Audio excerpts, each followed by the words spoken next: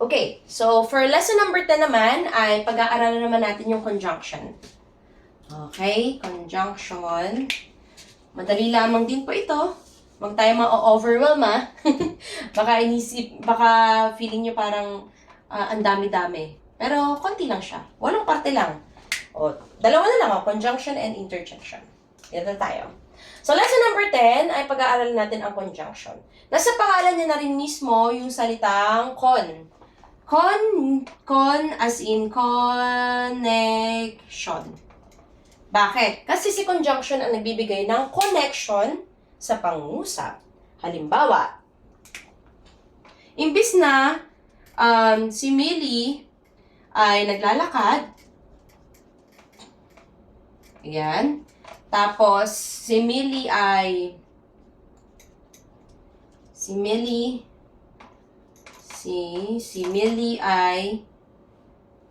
kumakain. Dalawa yung pangungusap natin, pero dahil kay conjunction, kaya mo na lang siyang pag-isahin sa isang pangungusap. Kasi siya yung nagko-connect sa mga salita upang pagkonektahin sila nang sa gayon ay mas maging simple at hindi na natin papahabain pa. So, siya pala ang nagbibigay ng way para mapagkonektahin yung mga salita o yung mga pangungusap natin. Paano? Ganito lamang po yan. Imbis na si Millie ay naglalakad, si Millie ay kumakain, pwede natin sabihin na gawin natin siyang itim para maiba.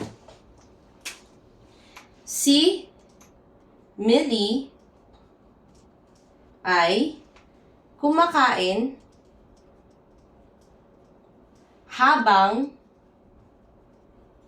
naglalakad.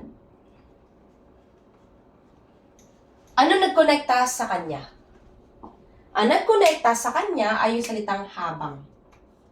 Or in English, ito yung tinatawag natin na while.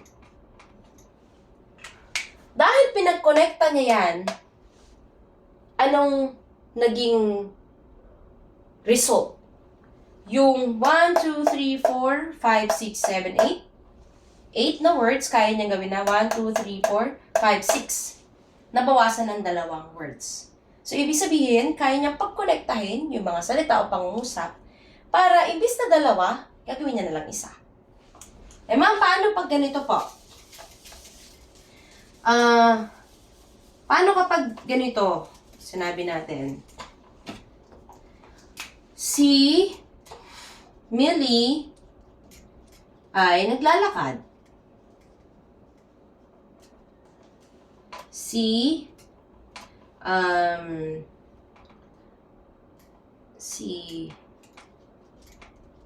Ferds ay naglalakad. Pareho naman sila naglalakad. So, bakit hindi na lang natin sila pag-connectahin? Eh, may connection naman talaga sila. Okay? Paano natin gagawin to? Sina Millie and Ferds ay naglalakad.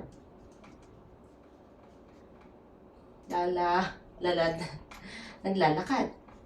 Kung mapapansin nyo, sorry. Kung mapapansin nyo, imbis na 2 pangungusap, ginawa na natin siyang 1. At ginawa natin siyang isang pangungusap, gumamit tayo ng conjunction. At ito yung salitang at.